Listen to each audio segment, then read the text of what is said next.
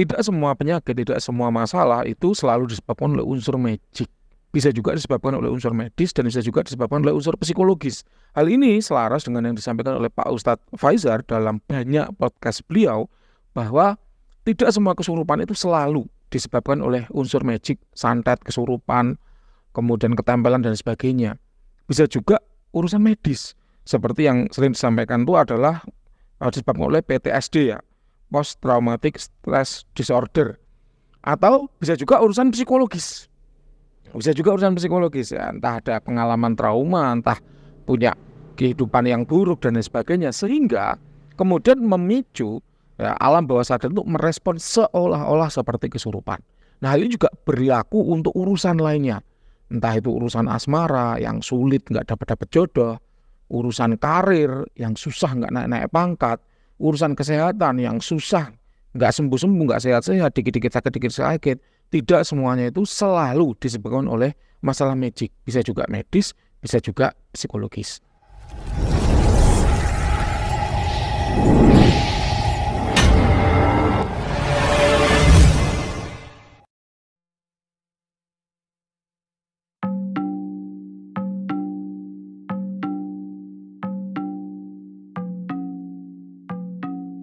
Halo para lovers and haters dimanapun Anda berada, baik yang ada di alam nyata maupun alam gaib, apa kabarnya? Salam cerdas bersupranatural. Berjumpa kembali dengan Mbak Wira, Guru Besar Padepokan Sengkelat, Rajanya Asimat. Hari ini, Minggu 23 Juni 2024 jam 15 sore, kita sedang melayani klien nomor 2788. Beliau melakukan terawangan badan dengan satu pertanyaan yang harus Mbak Wira jelaskan secara ilmiah dan rasional, jadi bisa diterima oleh akal. Nah, untuk terawangan badan akan kita bagi menjadi 4 bab. Yang pertama kita bicara energi. Energi itu tidak akan berbohong, karena energi itu selalu menyampaikan semuanya apa adanya. Mau itu energi benda, mau itu energi badan, semuanya akan menyampaikan dengan apa adanya. Namun, tidak semua hal bisa dikupas. Tidak semua masalah jawabannya itu bisa dicari dari energi. Hanya beberapa hal saja yang bisa dicari lewat energi, dan sisanya itu tidak. Itulah kenapa, Mbah, dompetku hilang. Ya, itu nggak bisa ditelusuri dari energi. Kenapa? Dompet tidak mengandung energi. Ya, Mbah, istriku hilang, Mbah, pacarku kabur, dapat cowok lain, apakah cewekku atau istriku ini kena pelet? Nah, itu baru bisa ditelusuri dari energi. Tapi nggak kena pelet, tapi kenapa kabur? Nah, berarti jawabannya ada pada medis atau psikologis. Kalau istri hilang, pacar hilang, nggak mungkin medis, mestinya ya psikologis. Apakah Anda kurang baik dalam memperlakukan dia? Apakah nafkah Anda kurang sehari-hari? Mbah, istriku frigid, tidak tertarik denganku, kalau aku ajak tidur nggak pernah mau. Ya, itu bukan masalah magic. Ya, pasti yang selalu Mbak Wira tanya, apakah istri Anda bekerja? Oh iya Mbah, bekerja, dia bagus Mbah karirnya, pangkatnya udah tinggi, jabatannya udah baik. Oh ya, itu yang menyebabkan kenapa istri Anda frigid. Jadi tidak semua hal itu harus magic gitu loh. Bisa juga karena unsur psikologis atau medis. Kalau kasus istri yang susah diajak hubungan badan, nggak begitu nafsu dengan pria, ada dua solusinya. Satu, biarkan dia istirahat, sehingga kalau dia istirahat nafsunya kembali. Atau dua, jaga bentuk diri Anda. Kalau bentuk diri Anda aneh-aneh, udah bentuk diri Anda aneh-aneh, bau nggak bersih, nggak rapi, nggak wangi, ya itu yang Anda dapatkan. Jadi tidak semuanya itu adalah masalah magic. Kita kembali ke klien nomor 2788. Untuk energi ini ada 3 macam ya. Ada orang-orang yang energinya rendah, ada orang-orang yang energinya sedang, ada orang yang energinya tinggi. Rendah ini juga perlu kita ketahui, kita cari tahu. Kenapa? Karena ketika seseorang itu curiga bahwa ada yang negatif di dalam dirinya, itu bisa tercermin dari energi yang rendah ini. Kenapa? Karena orang energinya itu bisa rendah akibat terkena masalah magic, misalnya guna-guna, santet, pelet, kiriman parcel gaib, ketempelan, kesurupan, gangguan, ya misalnya makhluk halus tinggal di tempat yang angker dan lain sebagainya.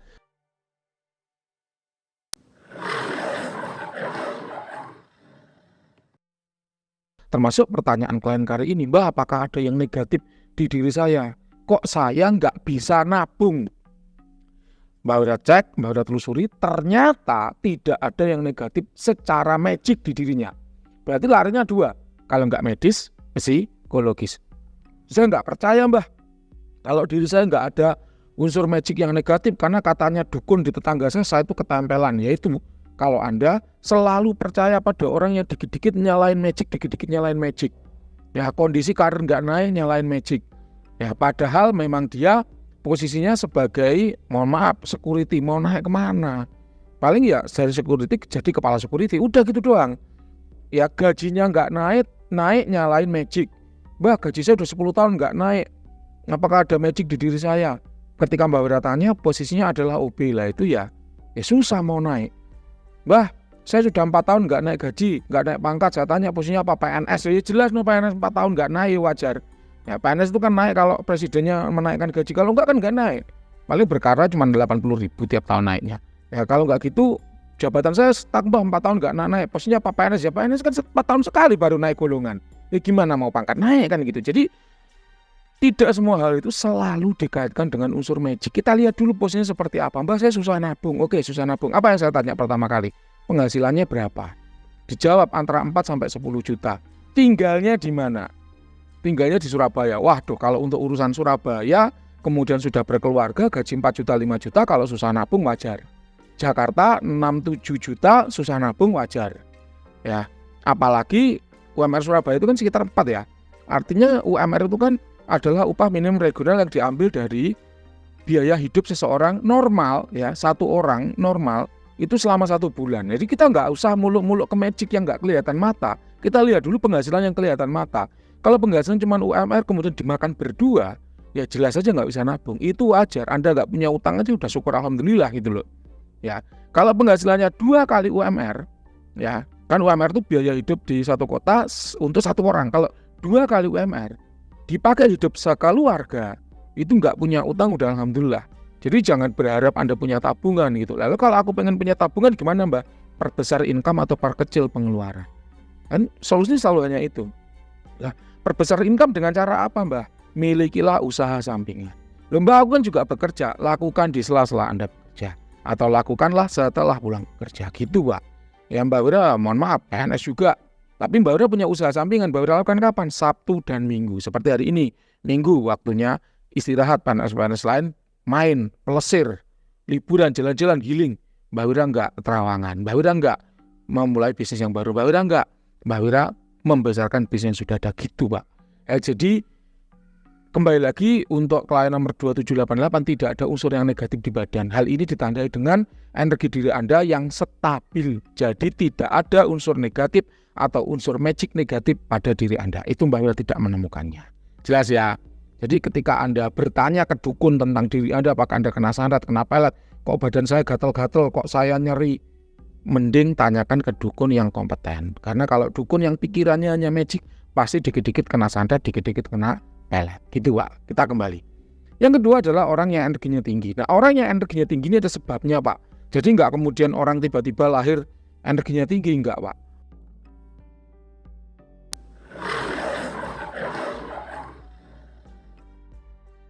Atau orang tidur kemudian bangun-bangun energinya tinggi, enggak juga, Pak. Jadi orang yang energinya tinggi itu ada sebabnya. Sebabnya apa? 2. Yang pertama, dia gemar tirakat. Dengan tirakat mempelajari banyak ilmu, sehingga tirakat itu memicu energi tubuhnya itu menjadi lebih tinggi. Jadi adanya energi yang tinggi dari tubuhnya itu karena tirakat yang dia lakukan. Puasa ya, itu menata elektron yang ada di tubuh. Sehingga kemudian elektron itu menghasilkan energi yang lebih besar. Ya, menghasilkan energi yang lebih besar sehingga orang itu energinya lebih tinggi di atas rata-rata. Makanya kalau orang itu sakti, energinya tinggi, pasti tirakatnya juga kenceng. Kalau nggak pernah tirakat ya jangan harap mau energi itu kenceng gitu loh. Yang kedua, ada khodam di dalam badannya ya, entah dari golongan khodam leluhur, entah dari golongan khodam pengisian, entah dari golongan khodam keilmuan dan lain sebagainya. Karena begini rumusnya, khodam adalah jin yang sudah ditundukkan ya dan diikat dengan perjanjian untuk patuh dengan manusia. Lah, kalau khodam ini ya ada di diri manusia, maka komposisi energi yang ada di diri tersebut ada 2. Satu adalah energi dia murni sebagai manusia yang hidup, karena manusia yang hidup itu punya energi. Yang kedua adalah energi dari si khodam itu, karena khodam adalah jin dan jin itu adalah entitas astral yang dia juga hidup dan punya energi yang dimensinya aja dimensi energi. Kalau kita manusia dimensinya dimensi materi. Itulah kenapa jin itu juga punya energi. Sehingga ketika jin itu nempel di tubuh manusia itu jadi ada 2 komposisi energi. Satu komposisi energi dia sebagai manusia yang hidup, 2 energi dari jin yang nempel ke dia, dan jin itu hidup, jin yang hidup punya energi sehingga energinya double. Akibatnya apa yang terjadi? Energinya lebih tinggi. Jelas ya? Makanya menjadi lucu Ketika ada orang, "Mbah, saya punya koda macan." Nggak ada, Pak, saya deteksi energi tubuh Anda normal. "Ada, Mbah, saya sering mendengar ada macan meraung-raung dalam dada saya." Hati-hati loh ya. Ingat, sebalas waktu itu tidak hanya magic, bisa juga medis, bisa juga psikologis. Kalau secara magic dicek di tubuh Anda nggak ada macan, tapi Anda sering dengar macan, coba cek ke psikiater. Ya, karena jangan-jangan gejalanya di sana, sumbernya di sana. Gitu loh, Pak ya. Dan hal ini bisa Mbak Wira jelaskan secara logis. Anda pernah lihat orang gila? Orang gila itu ngomong sendiri. Kenapa? Ya, kenapa? Karena dia merasa ada yang ngajak ngomong. Padahal nggak ada. Jadi saraf-saraf, sistem saraf di dirinya itu error. Mengakibatkan telinga itu harusnya tidak mendengar stimulus suara seolah-olah seperti mendengar stimulus suara. Mengakibatkan otak menangkap seolah-olah ada orang yang ngajak ngomong dia. Sehingga dia kemudian merespon dengan ngomong sendiri. Padahal sebenarnya nggak ada. Kemudian mata harusnya melihatnya tembok kosong, tapi dia menjerit-jerit ketakutan, katanya ada yang mau menusuk dan membunuh dia. Itu kan berarti error. Saraf optiknya itu kan error. Harusnya nggak ada siapa-siapa, cuma tembok kosong. Dipikir dalam benaknya dia ada orang yang mau nusuk dan ngejar-ngejar mau membunuh dia. Hingga dia akhirnya menjerit-jerit, akhirnya dikasih baju kekang itu yang banyak talinya itu gitu, Pak, terus disuntik obat penenang. Jadi hati-hati, tidak semua hal itu sumbernya adalah magic, bisa juga psikologis. Dan ini rasional sekali. Dan ketika Anda ngomong apa yang Mbak Wira sampaikan ini ke orang pada umumnya, kebanyakan masyarakat normal pada kebanyakan, pasti mereka bisa menerima. Iya, memang benar. Kalau Anda tidak ada yang ngajak ngomong lalu merasa mendengar ada yang ngajak ngomong, akhirnya Anda ngomong sendiri, hati-hati, itu larinya ke RSC porong, Pak.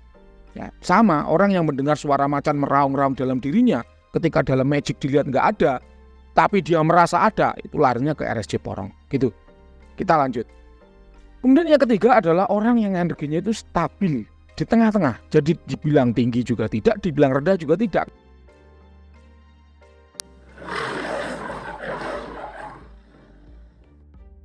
Kenapa? Karena dia tidak pernah tirakat. Ya mohon maaf, ini seperti klien 2788 ini tirakatnya juga ada ini. Mbak Wira telusuri energi tirakatnya nggak ada, energi khudam juga nggak ada, sehingga nggak tinggi.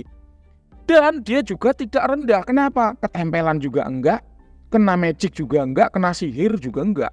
Sehingga akhirnya dia ada di tengah-tengah sedang.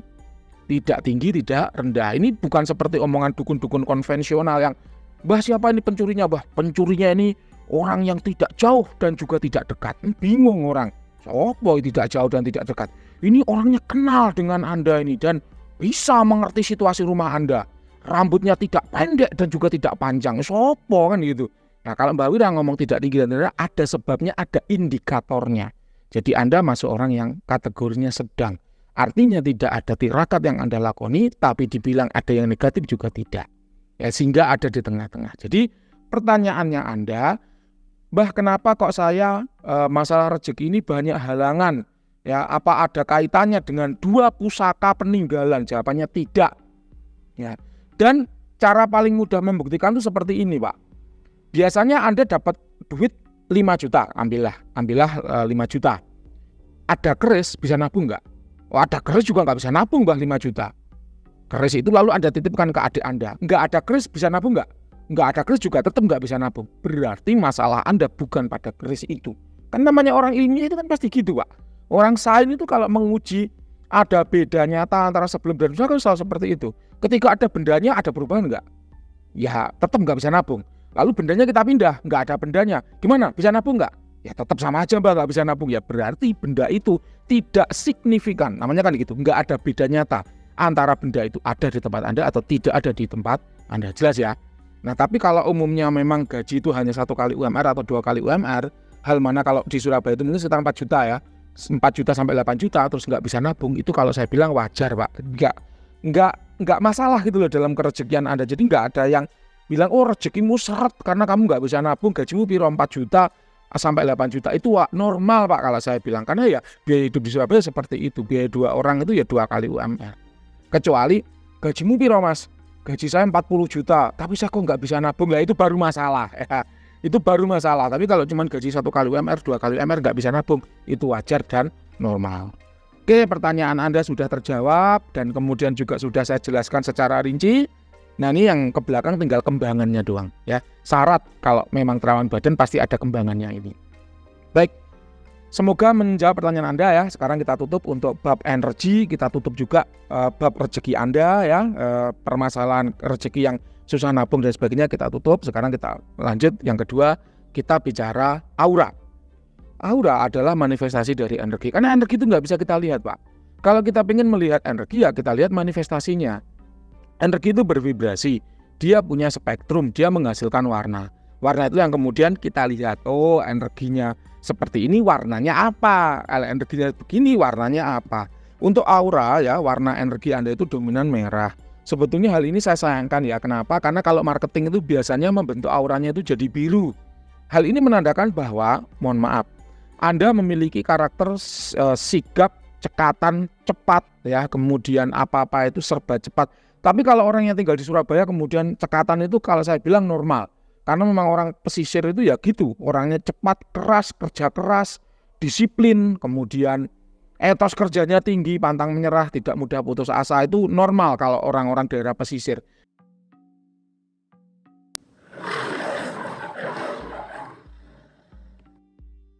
Beda dengan orang-orang daerah gunung yang petani, yang mata pencahariannya petani, itu biasanya orangnya lebih sabar, auranya lebih biru. Kenapa? Karena memang profesi sehari-harinya itu bertani, bercocok tanam. Orang bercocok tanam kan nggak bisa buru-buru, Pak. Sekarang nanam padi aja 3 bulan baru panen. Jagung juga gitu, sekarang nanam 3 bulan baru panen. Itu diburu-buru dikasih pupuk 1 karung juga nggak akan jadi besok panen, Pak. Karena ya memang waktunya begitu, beda dengan kita. Ya para nelayan, para pelaut ini ya sekarang nebar jaring, sekarang juga diangkat dapat ikan. Ya kan hidupnya lebih keras, sehingga orang-orang Surabaya jika kemudian memiliki aura merah itu normal. Memang hawa lingkungannya ya seperti itu, membawa orang-orangnya menjadi keras. Orang Jogja, orang Solo itu Anda lihat, kakinya keinjek kan, nyuwun sewu, ngapunten, sikil saya keinjak. Wah kesuwen Pak selak protol, wah itu jempolnya ya. Jadi itu memang hawanya orang Solo, orang Jogja begitu. Beda dengan kita, Surabaya, Semarang, itu orangnya keras-keras, teriakannya lantang-lantang. Anda lihat itu Bung Tomo dalam menyemangati area Surabaya 10 November. Teriakannya keras. Kenapa? Karena Surabaya orang pesisir. Ya, ada lagi yang lebih keras. Sana orang Meksiko, orang Blok M itu lebih keras lagi teriakannya. Karena memang lingkungan membentuk mereka menjadi seperti itu. Nah, kita kembali. Aura merah adalah aura yang keras ya. Sebetulnya kalau untuk profesi marketing itu ya baik nggak baik ya. Artinya apa? Anda sudah punya aura merah, aura semangat dan disiplin yang tinggi. Jadi perlu dipoles, Pak. Ya sebetulnya perlu dipoles. Apabila Anda menambahkan aura biru pada diri Anda, wah cakep.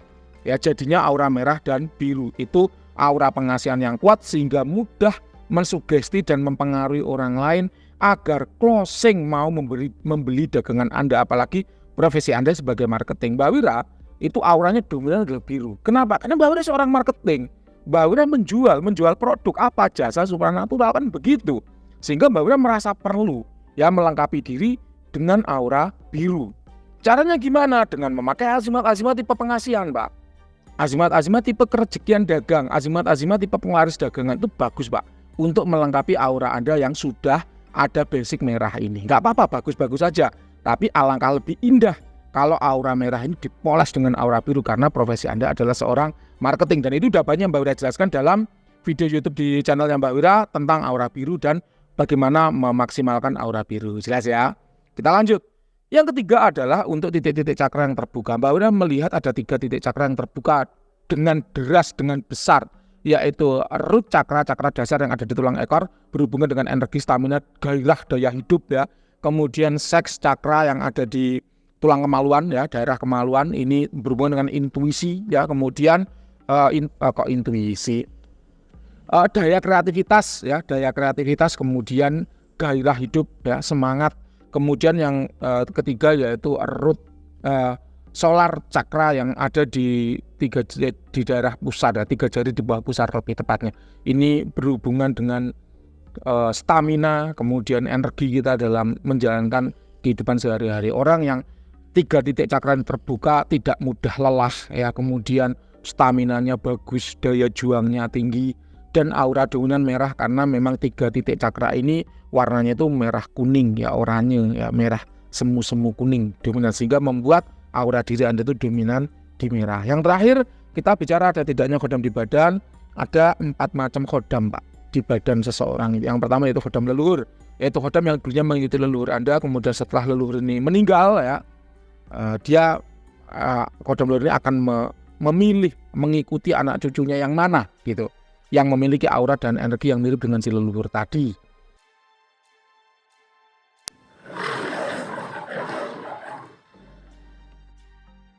Jadi ketika ada satu leluhur, tidak kemudian anak cucunya itu pasti mewarisi si khodam leluhur ini, enggak. Misal saya punya 100 khodam, belum tentu saya punya anak 2, lalu si A 50, si B 50, enggak seperti warisan kayak gitu, Pak. Bisa juga si A dapat 100, si B enggak dapat.